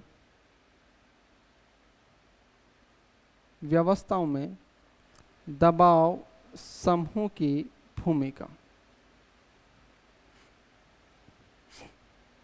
विभिन्न राजनीतिक व्यवस्थाओं में दबाव समूह की भूमिका। देखो, जो लोकतांत्रिक व्यवस्थाएं होती हैं वहां दबाव समूह की भूमिका ज्यादा होती है और जो सर्वाधिकारवादी व्यवस्थाएं होती हैं वहां दबाव समूह की भूमिका कम होती है। यानी जैसे जैसे हम लोकतंत्र की ओर बढ़ेंगे वैसे वैसे ही दबाव समूह की भूमिका बढ़ती जाएगी और जैसे जैसे हम सर्वाधिकार की ओर बढ़ेंगे तो दबाव समूह की भूमिका घटती जाएगी। तो लोकतंत्र में तो दबाव समूह की भूमिका ज्यादा होती है। लोकतंत्र में दबाव समूह की भूमिका ज्यादा होती है। दबाव समूह की भूमिका ज्यादा होती है। वहीं सर्वाधिकारवादी व्यवस्था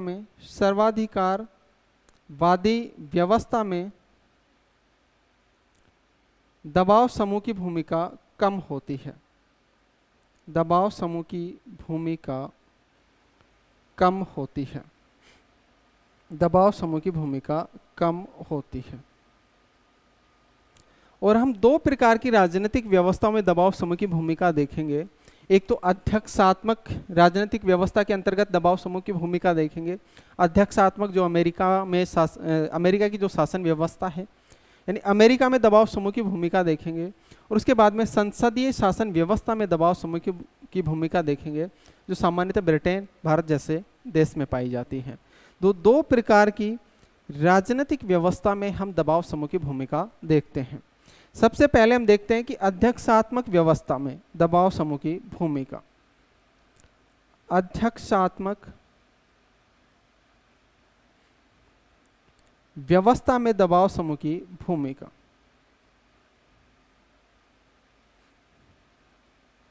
दबाव समूह की भूमिका, या हम कह सकते हैं कि यूएसए में दबाव समूह की भूमिका। अध्यक्षात्मक व्यवस्था कहाँ पाई जाएगी? यूएसए में, संयुक्त राज्य अमेरिका में। यानी संयुक्त राज्य अमेरिका में दबाव समूह की भूमिका या अध्यक्षात्मक व्यवस्था में दबाव समूह की भूमिका देखते हैं।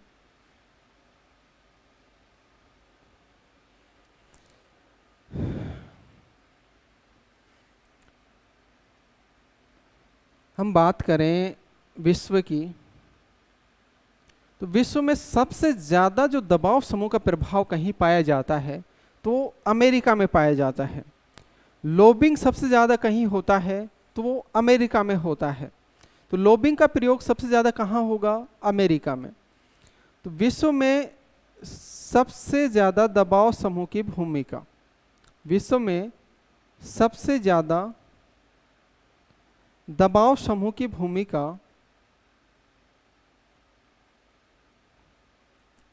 भूमिका अमेरिका में पाई जाती है, अमेरिका में पाई जाती है, अमेरिका में पाई जाती है। साथ ही विश्व में सर्वाधिक लोबिंग का प्रयोग भी अमेरिका में किया जाता है। विश्व में सर्वाधिक लोबिंग का प्रयोग, लोबिंग का प्रयोग भी कहाँ होता है? विश्व में सर्वाधिक लोबिंग का प्रयोग भी कहाँ किया जाता है? अमेरिका में किया जाता है, अमेरिका में किया जाता है। विश्व में सर्वाधिक लोबिंग का प्रयोग भी अमेरिका में किया जाता है। ऐसा क्यों होता है, इसका कारण क्या है, उस पर हम बात करें तो इसका कारण ये है कि अमेरिका में राजनीतिक दलों का अपने सदस्यों पर नियंत्रण नहीं होता है, और राजनीतिक दलों का अपने सदस्यों पर नियंत्रण नहीं होने के कारण ही राजनीतिक दल के जो सदस्य यानी जो नेता हैं वो पैसों में बिक जाते हैं, नेता पैसों में बिक जाते हैं और विभिन्न प्रकार के दबाव समूह से वो पैसा लेकर उनके हित की पूर्ति करते हैं। तो इसका कारण पूछा जाए कि इसका कारण क्या है कि अमेरिका में सर्वाधिक दबाव समूह पाए जाएंगे, दबाव समूह का सर्वाधिक प्रभाव पाया जाता है, लोबिंग अमेरिका में सबसे ज़्यादा होती है। इसका कारण क्या है उसकी हम बात करें।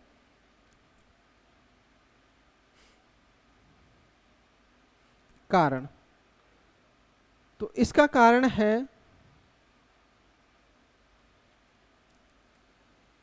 कि राजनीतिक दलों का अपने सदस्यों पर नियंत्रण न होना, राजनीतिक दलों का अपने सदस्यों पर नियंत्रण न होना, अपने सदस्यों पर नियंत्रण न होना, राजनीतिक दलों का अपने सदस्यों पर नियंत्रण न होना, राजनीतिक दलों का अपने सदस्यों पर नियंत्रण न होना। और इसी के संदर्भ में एक युक्ति है जो अमेरिका में चलती है कि नेताओं की टांगे तिजोरियों में और तिजोरियों की चाबी धनवानों के हाथ में है। तो इसी के संदर्भ में एक युक्ति चलती है कि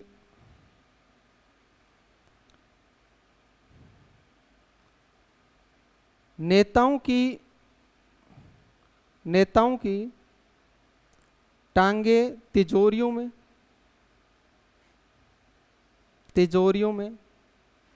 और तिजोरी की चाबी नेताओं की टांगे तिजोरियों में और तिजोरी की चाबी धनवानों के हाथ में होती है, धनवानों के हाथ में होती है। नेताओं की टांगे तिजोरियों में और तिजोरी की चाबी धनवान के हाथ में होती है। ये कहावत प्रचलित है अमेरिका में, क्योंकि यहाँ के जो नेता हैं वो पैसों के बदले में बिक जाते हैं और पैसे देकर विभिन्न जो दबाव समूह हैं या हित समूह हैं अपने हितों की पूर्ति इनसे करवा लेते हैं। और इसी के संदर्भ में एक कथन है वुड्रो विल्सन का कथन है, वुड्रो विल्सन।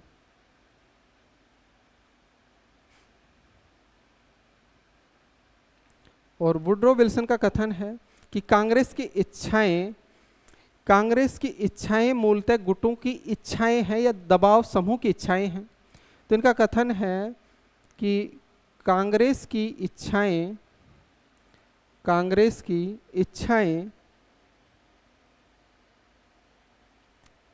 मूलतः गुटों की इच्छाएं हैं,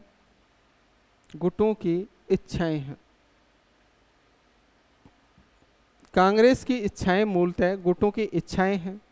वुड्रो विल्सन का ही एक कथन और है, वुड्रो विल्सन का ही एक कथन और है, वुड्रो विल्सन। और इनका कथन एक और है कि अमेरिका की सरकार एक ऐसा शिशु है जो समूह की देखरेख में पलता है। अमेरिका की सरकार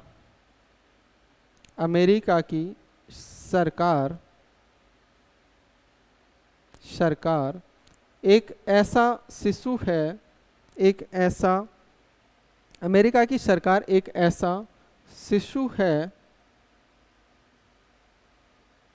जो समूहों की देख रेख में पलता है, जो समूह की देख रेख में पलता है। अमेरिका की सरकार एक ऐसा शिशु है जो समूह की देख रेख में पलता है। ये कथन किसका है? ये कथन है वुडरो विल्सन का। यहाँ जो दबाव समूह पाए जाते हैं वो साहचर्यात्मक दबाव समूह पाए जाते हैं। यहाँ साहचर्यात्मक दबाव समूह पाए जाते हैं। यहाँ साहचर्यात्मक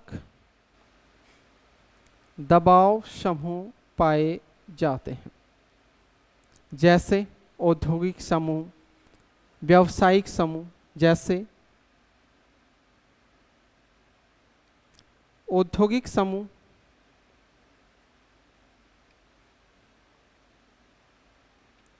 व्यावसायिक समूह आदि।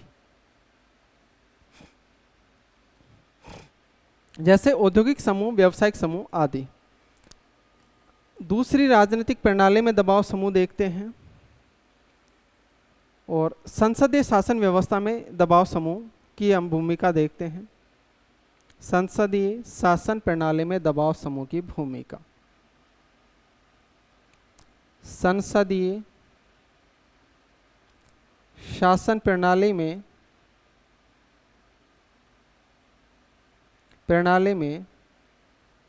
दबाव समूह की भूमिका। संसदीय शासन प्रणाली में दबाव समूह की भूमिका।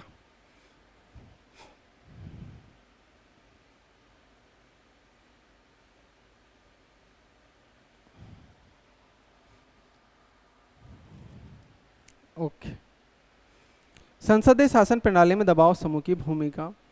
अब संसदीय शासन प्रणाली में दबाव समूह की भूमिका वैसी नहीं पाई जाती है जैसी अध्यक्षात्मक शासन प्रणाली में पाई जाती थी, क्योंकि यहाँ एक तो राजनीतिक दलों का अपने सदस्यों पर कठोर नियंत्रण होता है, साथ ही प्रत्येक राजनीतिक दल का एक विहिप होता है, विहिप या सचेतक होता है। और विहिप या सचेतक होने के कारण यहाँ इसमें लॉबिंग का प्रयोग भी कम होता है, क्योंकि विहिप या सचेतक जो जारी कर दिया जाता है, विहिप जो जारी कर दिया जाता है राजनीतिक दल द्वारा, उस विहिप को प्रत्येक सदस्य, उस राजनीतिक दल के प्रत्येक सदस्य को मानना जरूरी होता है, इसलिए लॉबिंग का प्रयोग नहीं होता है। तो इस शासन प्रणाली की हम बात करें तो यहाँ राजनीतिक दलों का सदस्यों पर कठोर नियंत्रण होता है। राजनीतिक दलों का सदस्यों पर कठोर नियंत्रण होता है। राजनीतिक दलों का सदस्यों पर कठोर नियंत्रण होता है। कठोर नियंत्रण होता है। राजनीतिक दलों का सदस्यों पर कठोर नियंत्रण होता है। विहिप होने के कारण, विहिप की वजह से लॉबिंग कम होता है। विहिप की वजह से लॉबिंग कम होता है। और संसदीय शासन प्रणाली की हम बात करें तो अधिकतर जो विकासशील देश हैं उसके अंतर्गत ये पाई जाती है। और विकासशील जो देश हैं उनमें दबाव समूह अभी आरंभिक स्टेज पर ही है, यानी विकासशील देशों में दबाव समूह का विकास पूरी तरह से नहीं हुआ है, बल्कि ये आरंभिक स्टेज पर है। तो विकासशील देशों में दबाव समूह, विकासशील देशों में दबाव समूह विकास की प्रारंभिक अवस्था में है। विकास की प्रारंभिक अवस्था में है। प्रारंभिक अवस्था में है। और यहाँ जो दबाव समूह पाए जाएंगे वो गैर साहचर्यात्मक दबाव समूह पाए जाएंगे। विकसित देशों में तो साहचर्यात्मक दबाव समूह पाए जाते हैं और विकासशील देशों में गैर साहचर्यात्मक दबाव समूह पाए जाते हैं। यहाँ जो दबाव समूह पाए जाएंगे वो गैर साहचर्यात्मक दबाव समूह पाए जाएंगे। गैर साहचर्यात्मक दबाव समूह यहाँ पाए जाएंगे। साहचर्यात्मक समूह के बजाय गैर साहचर्यात्मक दबाव समूह यहाँ पाए जाते हैं। जैसे उदाहरणों की हम बात करें तो जातीय, धार्मिक, सांप्रदायिक दबाव समूह, सांप्रदायिक दबाव समूह, दबाव समूह। तो यहाँ जातीय, धार्मिक, सांप्रदायिक दबाव समूह यहाँ पाए जाते हैं। तो विभिन्न राजनीतिक व्यवस्थाओं में हमने 2 राजनीतिक व्यवस्थाओं में दबाव समूह की भूमिका देखी और ये 2 राजनीतिक व्यवस्थाएं, पहली बात हमने की कि लोकतंत्र में दबाव समूह की भूमिका ज़्यादा होती है, वहीं सर्वाधिकारवाद में कम होती है। फिर 2 राजनीतिक व्यवस्थाओं की हमने बात की। सबसे पहले हमने अध्यक्षात्मक व्यवस्था में दबाव समूह की भूमिका को देखा और उसके बाद में फिर हमने संसदीय शासन प्रणाली में दबाव समूह की भूमिका को समझा। आगे चलते हैं। अब हम भारत के संदर्भ में देख लेते हैं कि भारत में दबाव समूह की भूमिका। आगे चलते हैं।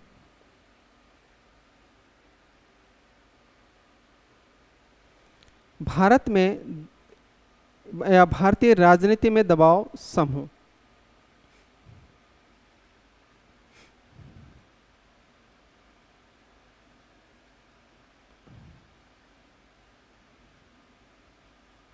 भारतीय राजनीति में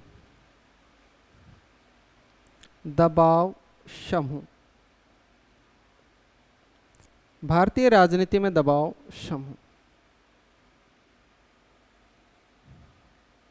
तो भारतीय राजनीति में दबाव समूह का अध्ययन किस किसने किया, सबसे पहले हम वो देखते हैं। तो माइनर वीनर इन्होंने भारतीय राजनीति के संदर्भ में दबाव समूह का अध्ययन किया है। इनकी 2 पुस्तकें हैं। माइनर वीनर की 2 पुस्तकें हैं। पुस्तक 2 हैं इनकी। पहली पुस्तक है इनकी pressure group in India. Pressure group in India. Group in India, pressure group in India. और दूसरी जो इनकी पुस्तक है वो है politics of scarcity. Politics of scarcity. Politics of scarcity यानी अभाव की राजनीति। अभाव की राजनीति, हिंदी में हम इसको देखते हैं तो अभाव की राजनीति। तो माइनर वीनर ने भारतीय राजनीति के संदर्भ में दबाव समूह का अध्ययन किया है और 2 पुस्तकें इनकी हैं। प्रेशर ग्रुप इन इंडिया है और पॉलिटिक्स ऑफ स्कैर्सिटी है। दूसरे विद्वान जिन्होंने भारत के संदर्भ में दबाव समूह का अध्ययन किया है वो है रॉबर्ट कोचनिक। रॉबर्ट कोचनिक। रॉबर्ट कोचनिक। रॉबर्ट कोचनिक ने भी भारतीय राजनीति में दबाव समूह का अध्ययन किया है और इनकी पुस्तक की बात करें तो इनकी पुस्तक है बिजनेस एंड पॉलिटिक्स। इनकी पुस्तक है business and politics. Business and politics, ये इनकी पुस्तक है और इस पुस्तक में इन्होंने दबाव समूह का अध्ययन किया है और अधिकतर इसमें जो दबाव समूह है वो व्यावसायिक दबाव समूह है। अधिकतर व्यावसायिक दबाव समूह का अध्ययन इन्होंने किया है। व्यावसायिक दबाव समूह। तो रॉबर्ट कोचनिक पुस्तक है बिजनेस एंड पॉलिटिक्स और बिजनेस एंड पॉलिटिक्स में रॉबर्ट कोचनिक ने विभिन्न दबाव समूह का अध्ययन किया है और ज़्यादातर इन्होंने जो दबाव समूह का अध्ययन किया है वो है व्यावसायिक दबाव समूह है। आगे हम बात करते हैं। मोरिस जोन्स ने भी भारतीय राजनीति में दबाव समूह का अध्ययन किया है। Morris Jones. और मोरिस जोन्स ने भी भारतीय राजनीति में दबाव समूह का अध्ययन किया है। और मोरिस जोन्स की पुस्तक की बात करें तो इनकी पुस्तक है, मोरिस जोन्स की पुस्तक है द गवर्नमेंट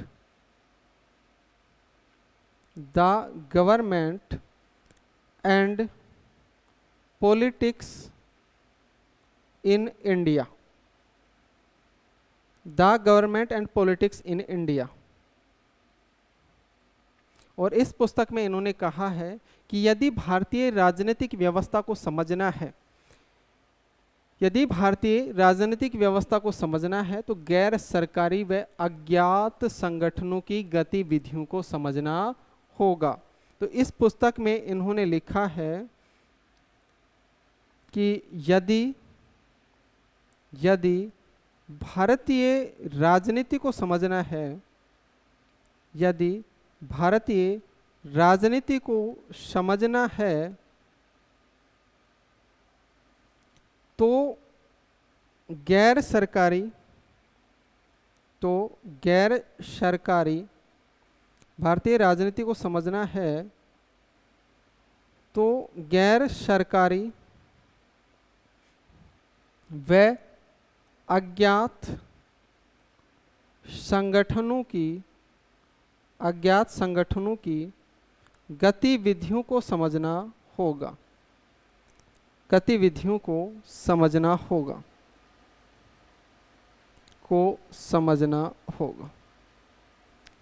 तो इनका कथन हो गया कि यदि भारतीय राजनीति को समझना है तो गैर सरकारी व अज्ञात संगठनों की गतिविधियों को समझना होगा।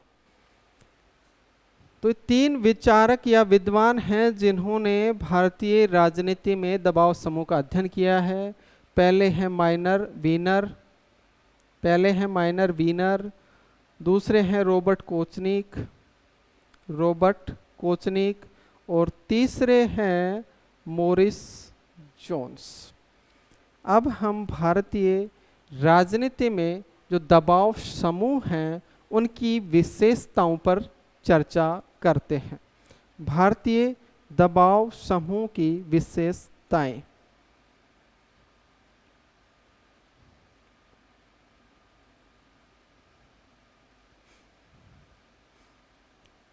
भारतीय दबाव समूह की विशेषताएं। भारतीय दबाव समूह की विशेषताएं देखते हैं, एक एक विशेषता को लेकर चलते हैं कि क्या क्या विशेषताएं हैं इनकी। पहली विशेषता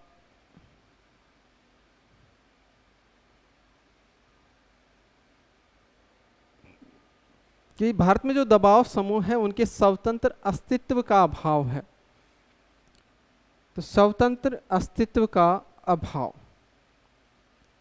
भारतीय दबाव समूह के स्वतंत्र अस्तित्व का अभाव है। इन भारत में जो दबाव समूह पाए जाते हैं वो स्वतंत्र नहीं होते हैं बल्कि किसी न किसी के नियंत्रण में होते हैं।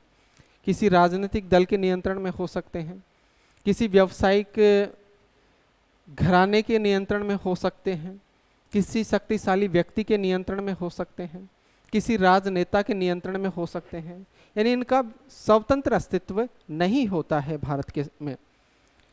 भारतीय दबाव समूह की जो दूसरी विशेषता है कि यहाँ जो दबाव समूह है वो जाति, क्षेत्र, धर्म, समुदाय आदि के आधार पर बनते हैं।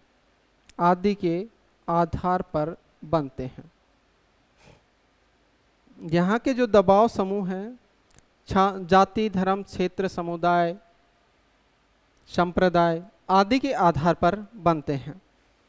और तीसरी विशेषता है कि यहाँ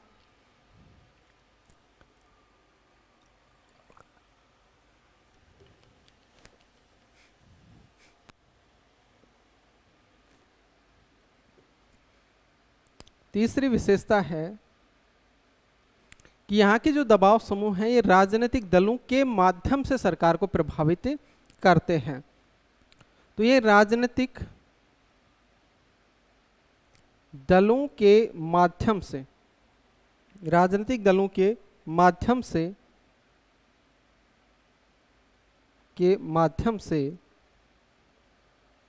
राजनीति को प्रभावित करते हैं।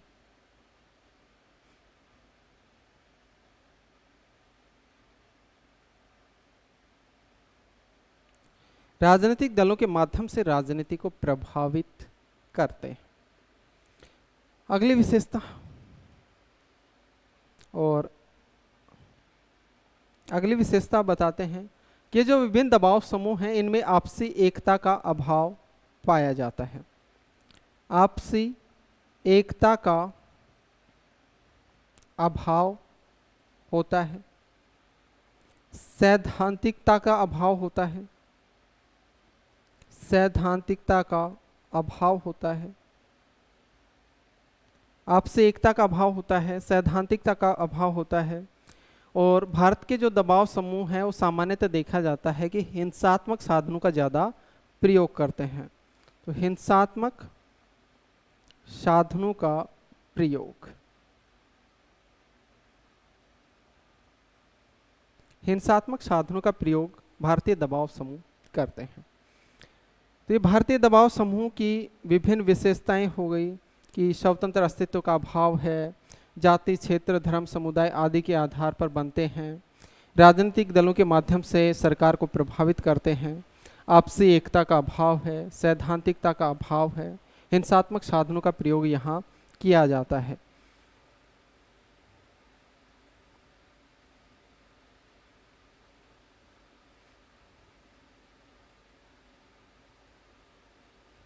ये भारत के दबाव समूह की विशेषताएं हो गई। अब भारत में विभिन्न प्रकार के जो दबाव समूह पाए जाते हैं, जैसे व्यावसायिक दबाव समूह, मजदूर दबाव समूह, भाषा के आधार पर दबाव समूह, क्षेत्रीयता के आधार पर दबाव समूह, व्यापार संघ, किसान यूनियन, मजदूर संघ आदि विभिन्न जनजातीय दबाव समूह आदि विभिन्न प्रकार के दबाव समूह भारत में पाए जाते हैं, जिनकी एक लिस्ट मैंने नोट्स में शामिल कर दी है, तो उनको भी आप देख लेना एक बार। और उसके अलावा उसमें आप और कुछ उदाहरण अपनी तरफ से भी शामिल कर सकते हो। तो लगभग मैंने नोट्स में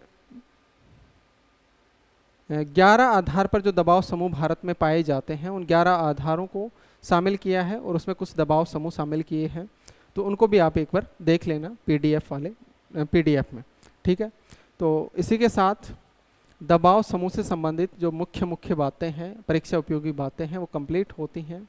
और इसके संबंध में किसी भी प्रकार की कोई भी दिक्कत आती है तो आपके पास चैट का ऑप्शन है, वहाँ आप चैट छोड़ दीजिए, मैसेज छोड़ दीजिए। व्हाट्सएप नंबर भी है मेरे, आपके पास नहीं है तो नोट कर लीजिए, 9660895656। इस नंबर पे भी आप मैसेज छोड़ सकते हैं जो भी आपकी प्रॉब्लम आती है, तो उसका जवाब या तो वहीं चैट के माध्यम से दे दिया जाएगा आपको, या फिर नेक्स्ट क्लास में उसका सॉल्यूशन हम देख लेंगे। तो आज के लिए इतना ही। सभी को धन्यवाद एंड गुड नाइट। कल करते हैं अगले टॉपिक पर चर्चा। धन्यवाद।